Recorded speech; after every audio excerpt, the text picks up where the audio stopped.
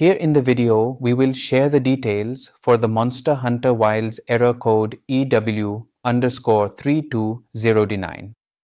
Before we proceed, I want to let you know that this is my AI avatar, and some of the visuals in the video are also generated using AI. However, all the information shared has been manually researched by me. As per our research, this error occurs when players try to join a quest or send SOS flares.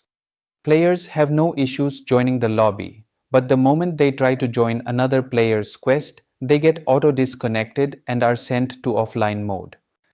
According to our research, the error is likely caused by connectivity issues or game settings such as crossplay.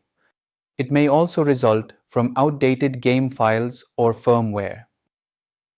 Now let's come to fixes for the error. The first thing we suggest is to power cycle your device along with your internet. Simply shut down your device and unplug your router from the power source. Then wait for around 5 minutes, then plug everything back in and restart. Now check if the error still comes. If the error still persists, check if the game is up to date. Make sure you are running the latest version of the game. If not, update it and check if this resolves the error.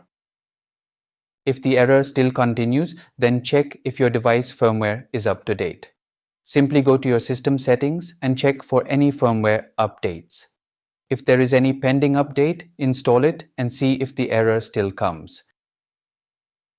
If the error still comes, then try rejoining a recommended lobby, then try searching and joining SOSs again. If you still get the error, try turning off crossplay. Some users have shared that disabling crossplay was the only thing that worked for them.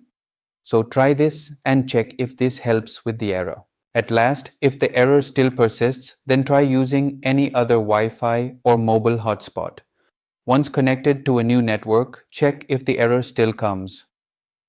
Thanks for watching. This is all we have for the error. If this video helped, don't forget to like, share and subscribe. Have any questions or issues? Drop them in the comments below. Thank you.